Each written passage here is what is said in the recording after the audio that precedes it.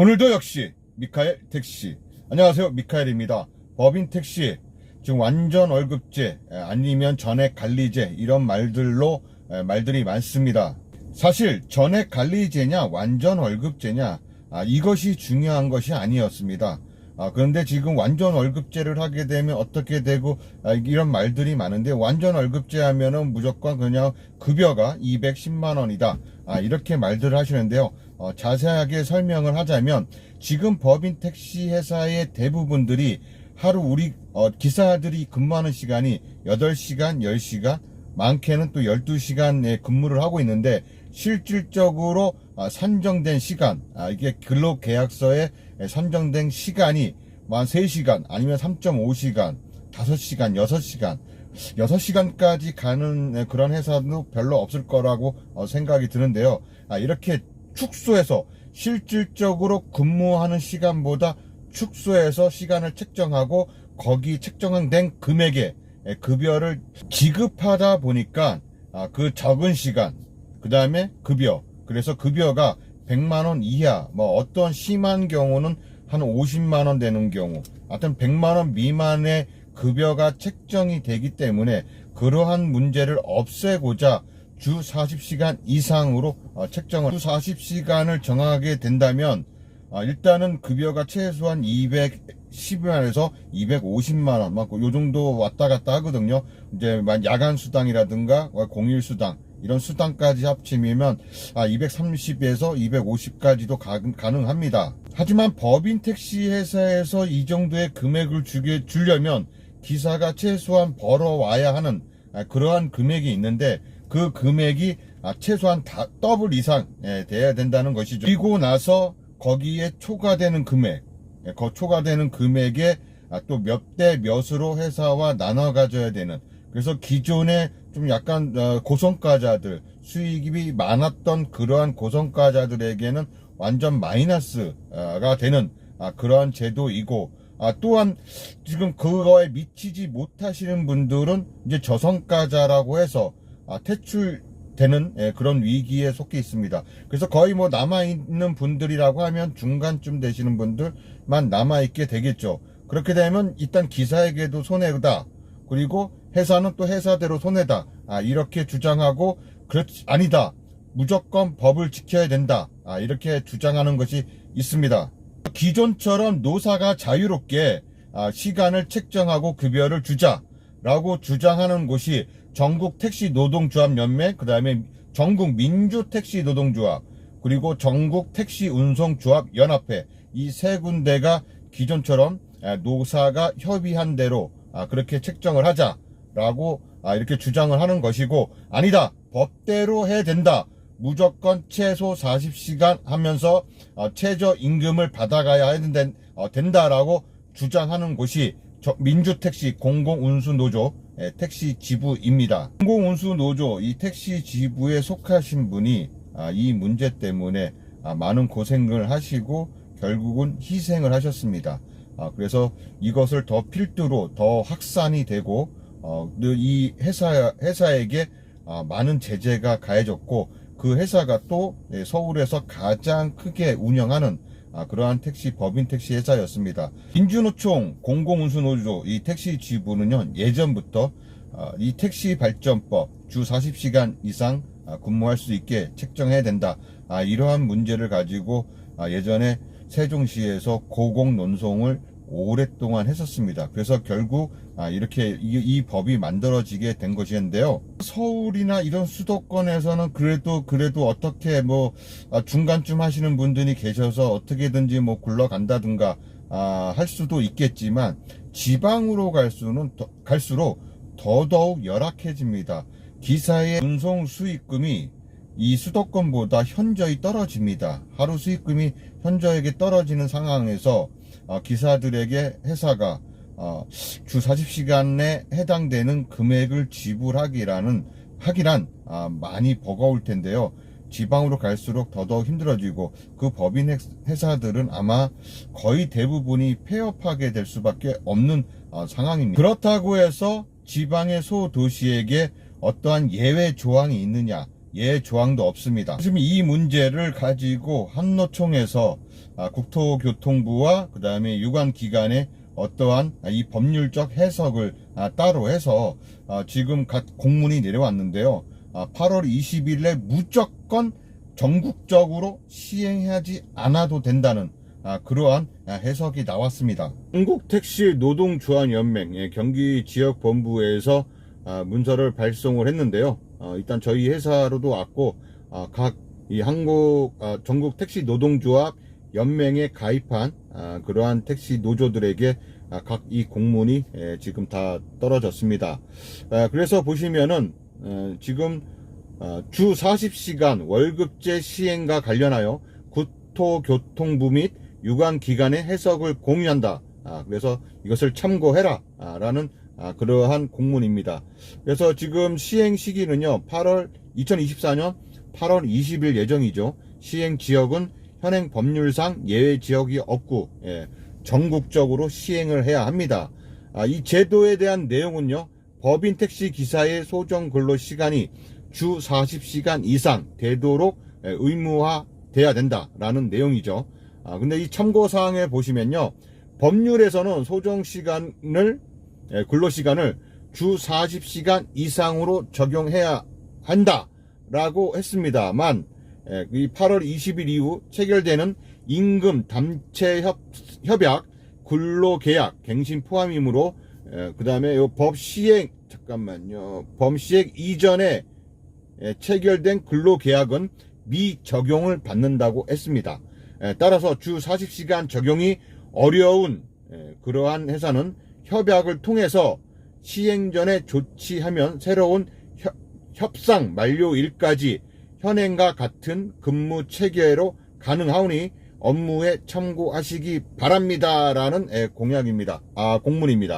그리고 이제 8월 20일 이후 신규 입사자가 있죠. 그러면 이분들은 어떻게 하느냐?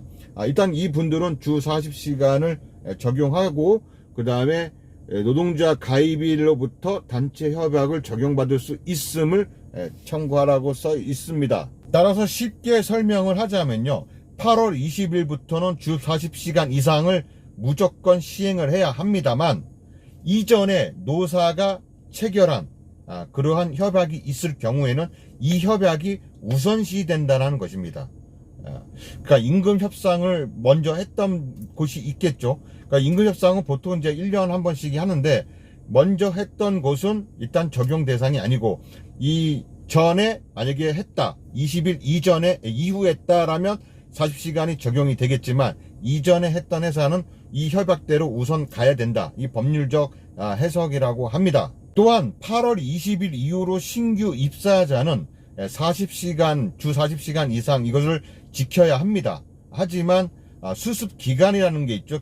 이 기사들에게 또 수습기간이 나가 있는데요. 이 수습기간이 지나서 노동제 조합에 이제 가입을 하게 되면 다시 이 노동조합 규약에 따라서 적용을 받는 거죠. 그러니까 주 40시간을 따르지 않아도 된다는 거죠. 어차피 여기 조합의 조합원이니까 이 조합에 따라 조합의 조항에 따라서 그 규약이 유지가 되는 겁니다. 많은 분들께서 나 이제 월급제 되면 이제 그만둘 거야. 힘들어서 내가 차라리 뭐 개인 택시를 사서 빚내서라도 뭐 개인 택시를 해야지. 아니면 나 조합 택시를 할 거야. 뭐 어떤 방법대로 이렇게 방법을 이제 강구하고 있는데요. 아니면 그냥 택시 때려칠란다. 이런 분들도 계시고 그런데 그 이전에 지금 8월 20일 그 이전에 협약을 하신 곳이라면은 그것이 유효하다라는 것입니다. 그리고 이를 지키지 않았을 때 가태료에 관련된 문제도 있습니다. 사실 처음에 걸렸을 때 500만원, 1000만원, 그 다음에 감차, 이런 이야기가 있는데요. 이것은 사실 전액 관리제를 위반했을 때의 가태료 처분입니다. 이 전액 관리제와 관련돼서 이 가태료가 부과된 회사들이 가태료 부과 청구, 취소 청구를 소송을 많이 걸었습니다. 하지만 다들 가태료 부과 대상이 됐죠. 8월 20일부터 시행해야 하는 주 40시간 이것을 여기에 대한 가태료가 부과되는 것이 아니고요. 전액관리제를 기본으로 전액관리제를 지키지 않으면 과태료 부과 대상입니다. 그래서 전액관리제는 무조건 전국에 있는 모든 회사가 다 시행하되 주 40시간을 지켜라. 이상 근무하는 것을 지켜라라는 그런 의미입니다. 10시간 이상 근무 시간을 정해야 하는 이러한 법률이 이전 20일 이전에 노사가 단체 협약한 내용이 있다면 일단 그것이 우선시 되기 때문에 1년 단위로 계약을 했다거나 아니면 2년 단위로 단체 협약을 규정했을 경우에는 그 기간이 끝날 때까지는 그 이전에 산정된 그 근로시간이 우선시 된다는 겁니다. 그래서 이 근로시간 주 40시간 이상은 8월 20일부터 시행하지만 그 전에 협약한 게 우선시 된다라는 말씀을 드리는 거고, 그 다음에 주 40시간을 지키지 않았을 때는 어떡하냐. 사실상 어떻게 정부에서 과태료를 매긴다든가 어떠한 방법은 없습니다. 거기에 대한 처벌 규정은 없어요. 단지 기사가 제가 만약에 그만두고 나서 단체 협약이 우선시 된다 하더라도 제가 그만두고 나서 나는 사실상 내가 근무한 시간은 10시간씩 근무를 했다. 매일 10시간씩 근무를 했는데 단체 협약에 3시간 4시간으로 책정이 돼 있어서 급여를 요거밖에 못 받았다. 그러니까 나머지 이 금액을 달라라고 소송을 걸 수가 있는 거죠. 그 소송을 걸면 이제 회사가 이기든 제가 이기든 어떠한 이제 판례가 되겠지만, 지금 많은 처음에 그런 소송을 걸었던 회사들, 부산이라든가 다른 타 지방에 그 소송을 걸었던 회사들 중에서도 처음에는 이 법원에서도 기사의 손을 좀 들어주는 추세였습니다. 그래서 많은 회사의 그 기사들이 이런 거에 대해서 근로시간에 대해서 소급 적용, 돈 못 받은 거에 대해서 소송을 많이 걸었었거든요. 근데 또 다시 추세가 이 법원 쪽에서 회사의 편을 손을 들어주는 그런 추세라서 내가 지금 소송을 걸었다고 해서 내가 그 못 받은 금액을 돌려받을지 아니면 못 받을지는 그것은 불투명합니다. 시간을 지켜야 된다는 이런 이제 법률이 이제 확실하게 정해졌기 때문에 아무래도 이제 좀 약간 기사의 손을 들어주지 않을까 그렇게 생각이 듭니다만, 지금 대부분의 기사들은 사실 지금 그 예전에 했던 것처럼 계속 유지되기를 희망하는 기사들이 사실상 훨씬 더 많습니다. 그리고 완전 월급제 주 40시간에서 그 정해진 금액을 받아야 된다. 버스처럼 그렇게 해야 된다라고 이렇게 주장하는 그런 분들도 많고요. 진짜로 정말로 주 40시간을 지켜가면서 그렇게 된다면 제가 볼 때는 정말 그 고소득자, 우리 고성과자들은 이제 떠나가기 마련이고 당연히 떠나가겠죠. 그리고 저성과자들, 이제 고령자들, 그런 분들도 떠나가게 되고 이제 중간치 있는 분들만 남아있게 되는데, 물론 회사도 타격이 크겠죠. 그래서 그것을 또 잘 운영하고 버티는 그런 회사는 또 이제 남아있는 거고, 그런 것을 못 버티는 회사들은 다 또 이제 도산이 되는 거고, 결론은 이제는 제가 볼 때는 법인 택시의 수는 아주 현저하게 지금의 3분의 1 수준으로 전국적으로 아마 좀 감소되지 않을까 그렇게 생각이 듭니다. 대부분 회사들이 그러니까 이 우리나라 택시가 개인 택시화 되지 않을까 그렇게 생각이 들고요. 법인 택시 회사들이 이제는 도산되고 이제 그러면은 조합 택시가 더 발전할 가능성이 많습니다. 하지만 지금 조합 택시와 관련된 법들이 지금 없는 실정이에요. 그러다 보니까는 중구난방으로 이제 막 생기기도 하고, 또 좀 나쁘게 말하자면 조합장의 어떠한 이득을 위해서 또 갖고 이제 튄다든가 이제 이렇게 좀 해서 나중에는 출자금도 못 받게 되는 그러한 기사들도 생기고 있습니다만, 지금 현재로는 좀 잘 되고 운영을 잘하고 있는 조합이 많은 것도 사실입니다. 조합 택시는 사실 개인 택시에 가까우면서도 법인 택시고, 또 법인 택시에 가까우면서도 준 개인 택시거든요.